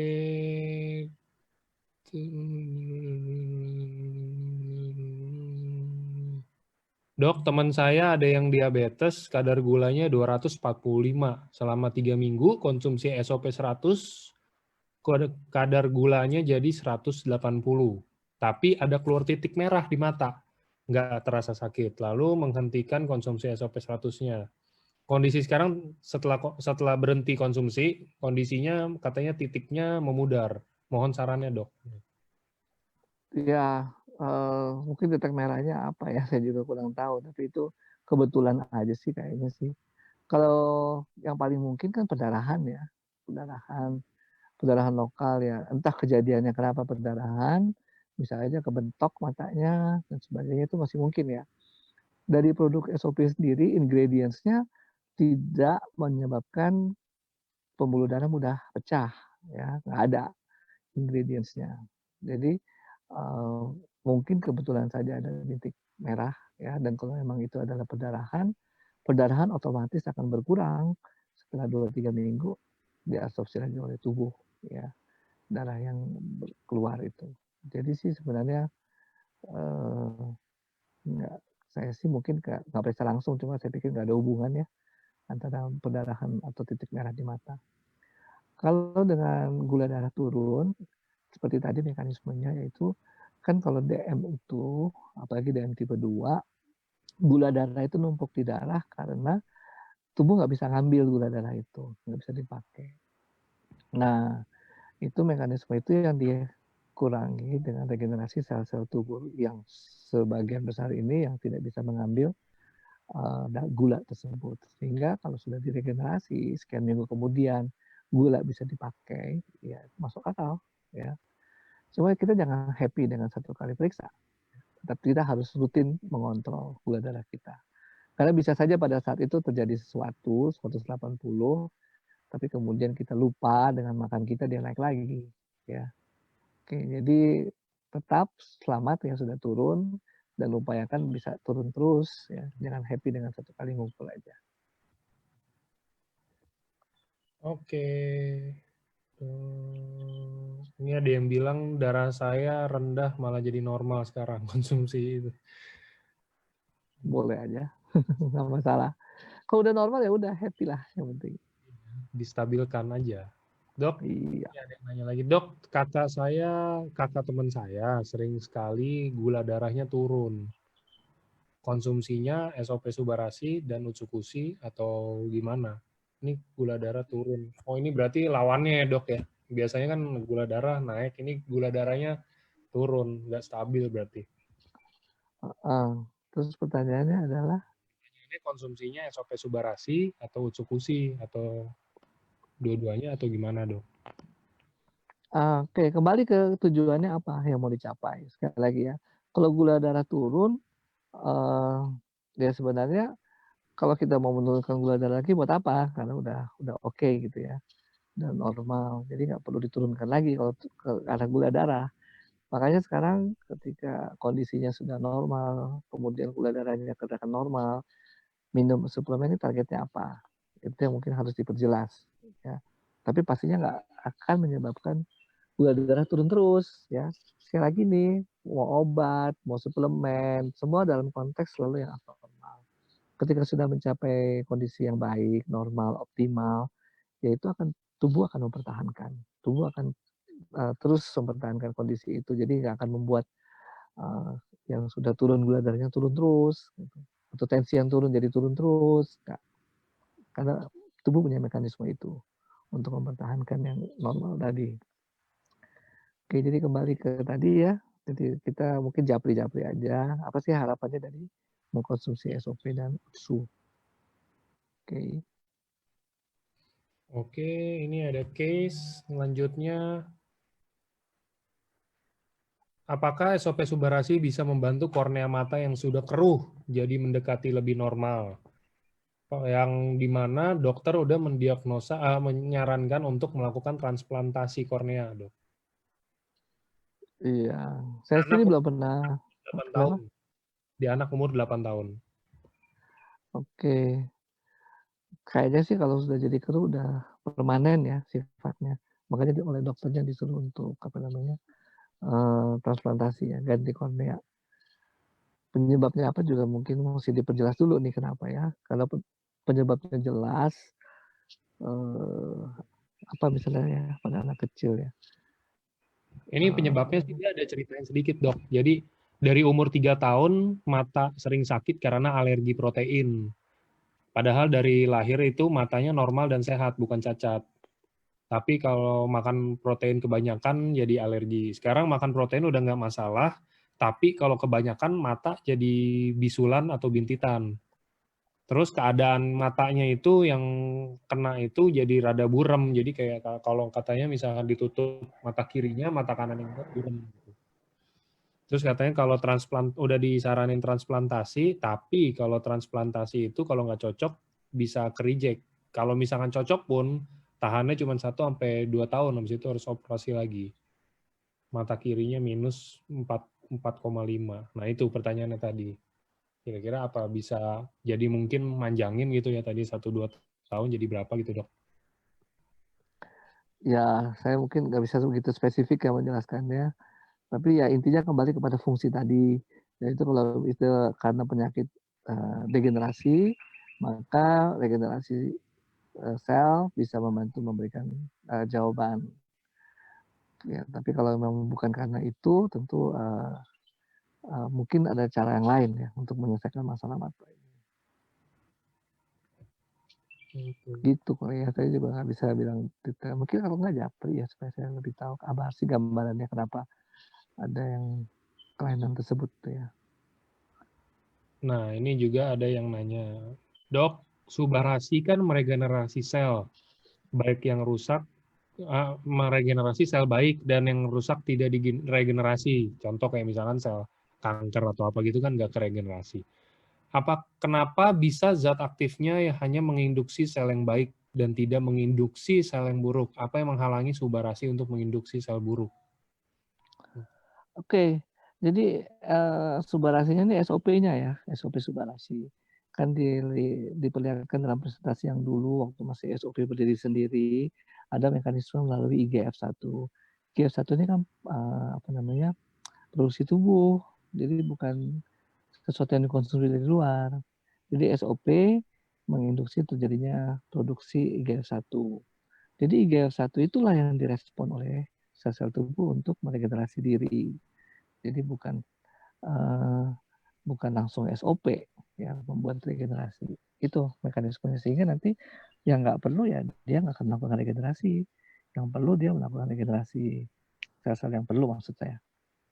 Gitu. Oke, ini dari Facebooknya. Kalau keloid di saluran kencing pria sudah dioperasi beberapa kali tumbuh lagi. Sekarang kalau sedang bengkak akan kesulitan pipis. Jadi apakah bisa dibantu dengan Subarasi atau Utsukushi, Dok? Dicoba aja ya. Tapi sekali lagi ya kelainan struktural itu sebenarnya ya. Jadi saluran yang harusnya nggak ada keloidnya tiba-tiba ada keloid ya, bukan tiba-tiba sih ada prosesnya ya terjadi keloid itu sebenarnya struktural jadi tetap harus dioperasi. Nah apakah bisa dibantu ya dicoba aja karena bukan tutup kemungkinan bahwa ini nggak berfungsi ya mungkin setelah dioperasi kemudian kita minum SOP itu akan terjadi regenerasi sel lebih baik sehingga keloidnya nggak terbentuk. Kita coba aja apalagi di dalamnya ada antioksidan ya silakan. Oke. Dok, apakah Subarasi bagus juga untuk penderita tiroid sama kayak SOP 100? Sama, iya. Kan udah ada banyak juga testimoninya ya. Diberikan aja nggak masalah. Apakah ini Dok, kanker prostat apakah bisa sembuh juga sini? Dokter kanker prostat apa bisa sembuh jika dikonsumsi Utsukushi terus? Nggak bisa sembuh, Pak. Kita nggak bisa nyembuhin kanker. Nggak ada tuh obat sampai sekarang kanker apapun ya. Kita paling bisa memperbaiki kondisinya aja, cuman nggak sembuh, nggak akan hilang. Ya memang sampai sekarang belum ada sih obat kanker yang efektif. Tapi ya kita selalu berusaha dengan segala macam cara ya. Ada obat, ada suplemen, ya, ada operasi. Betul. Nggak ada ya, sampai sekarang belum ada ketemu obat kanker yang efektif. Oke, Dok, mengapa setelah minum Utsukushi BAB jadi susah atau keras? Makannya gimana? Dilihat juga ya, berapa banyak makan serat ya. Itu juga penting mempengaruhi. Ya, bukan hanya usus-usinya. Usus-usi sendiri sebenarnya kalau efek yang mungkin kurang diharapkannya adalah laksatif efek ya. Jadi malah lebih lancar, lebih cair gitu. Kalau lebih keras ini bisa karena serat kurang, bisa gerakan ususnya juga kurang. Ya, tapi itu nggak tahu kenapa. Mesti diperiksa lagi Pak. Saya juga nggak bisa jawab langsung seperti ini. Oke. Dok, teman saya udah 8 tahun menikah belum punya anak. Kalau kita kasih SOP Subarasi kepada suami istri tersebut bisa nggak punya anak? Nah, saya juga nggak tahu ini 8 tahun menikah. Ya kalau nggak pernah nyoba bikin ya nggak akan punya anak, Bapak, Ibu. Harus dibikin ya Pak ya. Ini kalau kita kasih SOP Subarasi, mungkin pertanyaannya gini, kalau misalkan udah 8 tahun menikah, terus udah coba terus tapi belum punya ini, mungkin sekarang kalau dikasih SOP Subarasi itu bisa apa enggak? Mungkin sebelumnya harus diagnosa dokter dulu ya, Dok. Harus Iya cek, betul. harus cek Betul. dulu mungkin ada kenapa-kenapanya, baru nanti kalau udah didiagnosa baru seenggaknya tahu lebih cocok yang mana sih produknya kira-kira. Karena kalau yang dulu ya, yang dulu SOP 100 plus itu saya juga sering kan, kalau dulu masih ada sering Grand LOP apa yang kayak gitu-gitu kan. Nah, beberapa tuh ada yang maju ke depan kasih testimoni. Kasih testimoninya itu, iya saya udah nikah misalkan 3 tahun tapi belum dikaruniai anak. Nah, udah ke dokter katanya misalkan ada gangguan di mana di mana di mananya. Nah, habis itu kita coba SOP 100, entah itu prianya, entah itu wanitanya, kita coba nggak lama punya anak. Nah, gitu kan lebih enak, udah ada diagnosa dari dokternya juga gitu kan. Ya, Jadi betul. oke. Dok, teman saya cuci darah, apakah diperbolehkan konsumsi kurikulum? Dok, ada teman saya cuci darah sejak 2015, usianya udah 60 tahun. Sekarang cuci darah 2 kali seminggu. Apakah diperbolehkan konsumsi SOP dan UTSU? Kalau diperbolehkan, konsumsinya berapa banyak sehari? Dan kalau Oke, ada obat dokter, konsumsinya itu bareng atau diselisih berapa jam dengan obat dokter? ya. Orang gagal ginjal ini kebanyakan isunya karena protein ya. Harus mengurangi restriksi protein. Jadi ya kita mungkin kasih dosis rendah aja dulu 1 kali sehari ya untuk si SOP Subarashi ini, karena ada triple peptide tadi. Tapi kalau untuk usus-gusi boleh diberikan sekali sehari atau 2 kali sehari. Karena di dalamnya ada fungsi tadi yang untuk melakukan, regenerasi ya, growth factor tadi. Ditambah juga ada antioksidan yang penting. Jadi, itu mungkin jawaban saya ya untuk yang cuci darah, silakan dikonsumsi. Hanya mungkin yang SOP Subarashi ini ya dosisnya mungkin atau bukan dosis ya, konsumsinya jangan terlalu 1 kali sehari aja dulu, ya lalu kita lihat efeknya, makin bengkak apa enggak dan sebagainya. Baru kita coba naikkan lagi jadi 2 kali sehari. Oke. Oke.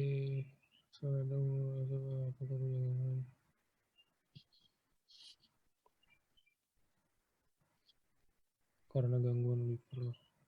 Kalau gangguan liver, konsumsi SOP Subarashi atau Utsukushi, Dok? Dan kalau misalkan udah konsumsi, berapa banyak konsumsinya per harinya?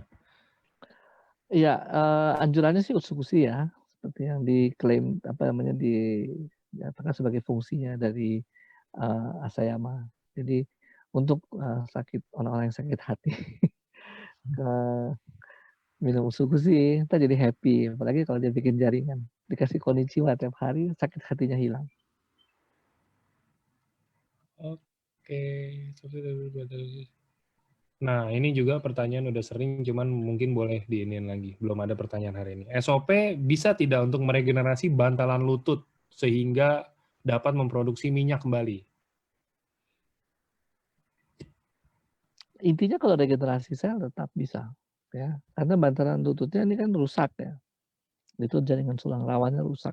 Ya selama itu dasarnya regenerasi bisa. Dan ditambah lagi dengan antioksidan itu mengurangi stres oksidatif yang timbul di bantalan lutut tersebut. Oke.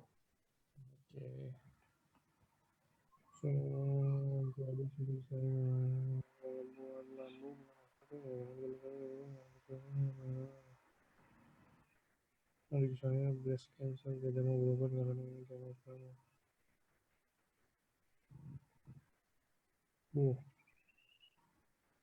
Ini ada lagi. Dok, papa saya sudah konsumsi SOP selama 4 bulan. Ada diabetes dan darah tinggi. Sekarang sering berkeringat lebih. Mohon penjelasannya, Dok, kenapa dia berkeringat lebih? Biasanya sih kalau ada keringat, ini keringat dingin ya. Kalau keringatnya karena lagi aktivitas habis olahraga itu wajar. Keringat dingin itu biasanya ada gangguan penyakit di dalam tubuh, organ-organ tubuh. Tapi apa gangguannya ya kita harus periksa lagi nih ya. Apakah terjadi masalah di jantung ya. Yang penting-penting kan jantung, ginjal ya. Itu yang harus dievaluasi lagi. Ini Oh. asal yang dimaksud keringat dingin ya.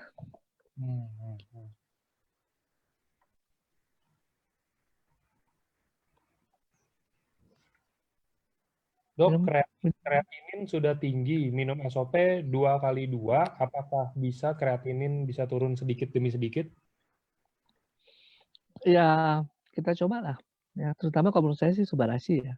Karena Hmm. Subarashi ada klaimnya, mencegah ekskresi albumin, artinya dia memperbaiki penyaringan ya. Nanti kalau ada, apa namanya, Subarashinya sudah dipasarkan, beredar, nah itu yang lebih ditekankan.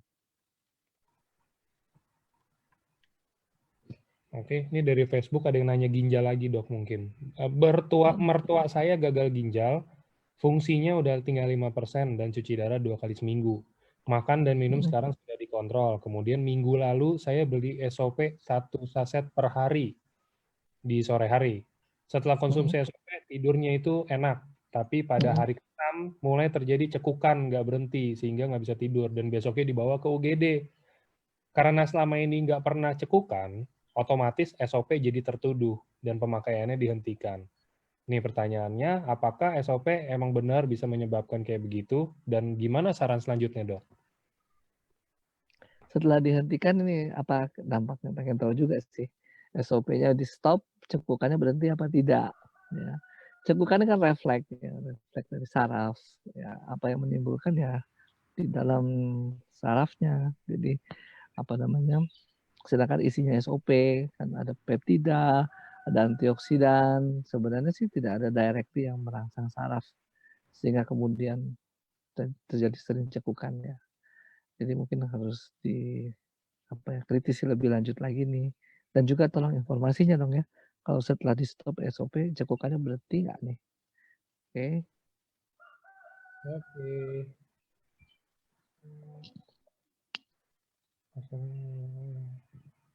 Dok, kalau untuk bayi umur 6 bulan kena penyakit kuning, minum apa dok kira-kira?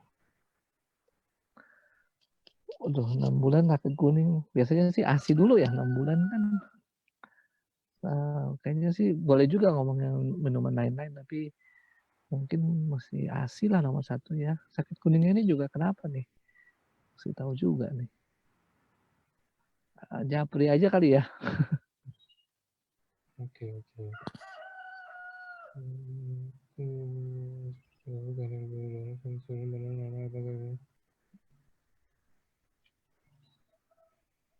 UTSU dan SOP apakah bisa mengatasi folikel rambut agar tidak menyebabkan rambut tumbuh putih pada usia muda, 20 tahunan?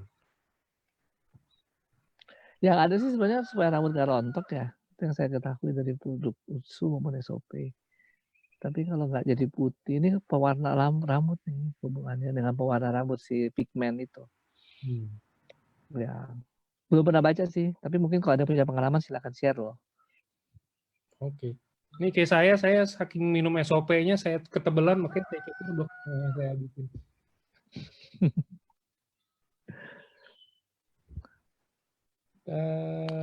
Dok mau tanya belakang ini kakinya bentuk hasilnya konstruksi bonusnya oke kan dok?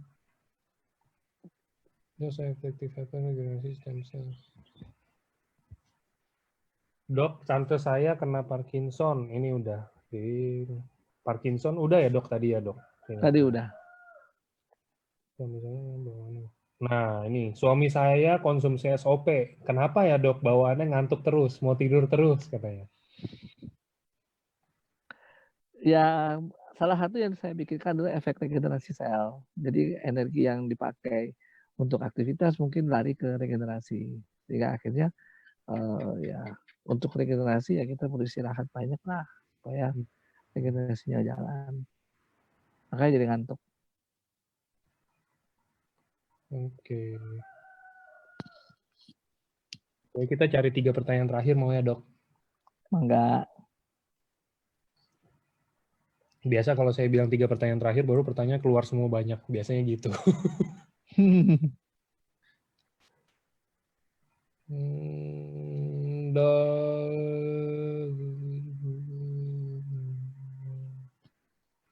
Dok, untuk kanker stadium 4 sudah menyebar ke paru-paru dan tulang paha, sebaiknya konsumsi yang mana? Dan berapa banyak mungkin, dok? Dua-duanya dikonsumsi SOP Subarashi maupun Usukushi. Usukushi punya aktivitas NK sel yang juga bisa berfungsi dalam mengatasi sel-sel kanker yang menyebar. Ya. Tingkatnya seluler ya, bukan suatu jaringan gede bisa hilang mendadak gara-gara Usukushi. Terus yang kedua SOP dengan fungsinya itu untuk meregenerasi jaringan, karena pasti jaringan dioperasi, dikasih kemo atau dikasih sinar itu pasti rusak, ya. Dan itu fungsi dari SOP Subarashi. Nah, ada lagi Subarashi di sini, tentu dia akan meningkatkan flow aliran darah ya, ke jaringan-jaringan yang perlu nutrisi lebih banyak untuk bisa sembuh ya, untuk bisa sehat jaringannya. Itu. Tapi bukan untuk menghilangkan tumor ya. Tumor kalau udah terlalu besar juga tetap harus operasi, nggak akan secepat itu sel-sel natural killer cell itu akan mengkonsumsi tumor yang gede. Ya, silakan itu harus dioperasi karena kelainannya struktural. Oke, kalau misalkan karena konsumsi SOP 100 terus sering ke toilet, kenapa ya, Dok? Ada sifat yang namanya laxative agent itu yang ada di dalam SOP. Jadi memang ada orang-orang tertentu responnya seperti itu. Jadi BAB-nya lebih encer, lebih sering. Makanya itu ditulis di kemasan. Nah, mengatasinya gimana ya? Kita mungkin makan serat sehingga BAB kita lebih padat. Ya, itu yang bisa saya anjurkan. Oke. Ini ada, Dok, tolong dijawab apakah produk AFC, SOP, dan UTSU untuk batu empedu yang masih kecil? Enggak. Pertanyaannya apa? Ini maksudnya tolong dijawab. Tolong dijawab ya, apakah produk SOP dan UTSU untuk batu empedu yang masih kecil? Kalau untuk menghancurkan sih kayaknya enggak ya. Tapi kita harapkan dia bisa ini ya, mengurangi reaksi peradangan. Kan ada batu ya, terjadi peradangan di sekitar situ dan itu bisa diatasi. Tapi kalau menghancurkan sih kayak kurang yakin ya. Kayaknya nggak pernah dengar juga, nggak pernah baca soalnya. Oke. Ini ada yang tanya lagi, Dok, untuk pendarahan berlebih saat mens, apakah bisa dikurangi dengan SOP Subarashi? Pendarahannya berlebih banget sampai harus transfusi darah. Wah ini harus dicari nih kenapa nih pendarahan berlebih. Artinya selama mekanismenya adalah regenerasi sel, tentu itu dibantu dengan ada SOP Subarashi. Tapi kalau mekanismenya lain ya saya kurang tahu juga ya kenapa pendarahan lebih. Mungkin ada tumor ya, miom. Kalau ada tumor, ada miom ya miomnya harus diangkat. Baru kemudian pendarahan itu mungkin akan berkurang. Itu mungkin yang bisa saya sampaikan.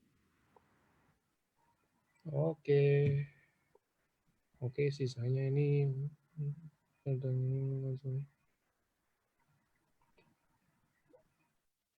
oh ini terakhir nih ada yang tanya. Ini pertanyaan penutup. Ada konsumen saya stroke penyumbatan pembuluh darah di otak, udah minum SOP 100 dan Utsukushi hampir sebulan lebih, tapi kesemutan atau kebas makin keras. Apakah ini masih dalam healing proses atau gimana, Dok? Ya kebas ini satu yang lain lagi nih kayaknya ya, gejala simptom yang lain lagi nih. Jadi mungkin aja masalah stroke-nya itu bukan hanya di satu pembuluh darah aja, mungkin ada juga pembuluh darah lain ya, sehingga terasa kebas. Nah itu harus diperiksa dulu oleh si ahli saraf nih, apakah itu bagian dari stroke-nya atau mungkin ada kejadian lain, katakan misalnya dia diabetes ya, secara kebetulan ternyata mengalami kebas di daerah yang tangan atau di kaki gitu ya, itu mesti dievaluasi lagi. Jadi kalau memang dasarnya sekali lagi adalah aliran darah kurang lancar misalnya, maka itu yang ditangani dengan Subarashi ya. Subarashi itu mempunyai efek juga untuk memperlancar aliran darah. SOP juga sama, SOP juga memperlancar aliran darah ya. Mekanismenya saja yang berbeda. Gitu paling ya. Saya juga nggak bisa bilang kecuali case-nya jelas. Siap. Oke, kalau gitu cukup mungkin, Dok, untuk hari ini. Saya tutup aja. Iya, terima kasih banyak. Oke, thank you, Dok. Sama-sama, terima kasih juga. Di hutan ya, Dok. Saya pikir pertama virtual background loh, Dok. Itu gerak saya lihat. Tapi mataharinya makin turun tuh, lama-lama kan kelihatan ini. Pikir, oh ini Dokter Revino kayaknya virtual background nih. Pas saya lihat-lihat lagi, kok gerak ya? Virtual background kan nggak mungkin gerak, pasti diem. Iya. Oke, kalau gitu Ya, oke. Thank you dok buat hari ini, Sama-sama. buat penjelasannya tentang SOP Subarashi. Ngopi sore harinya. Selamat sore Bapak Ibu semua. Salam sehat selalu. Sehat selalu. Thank you teman-teman semua yang udah nyempetin hadir. Selamat sore.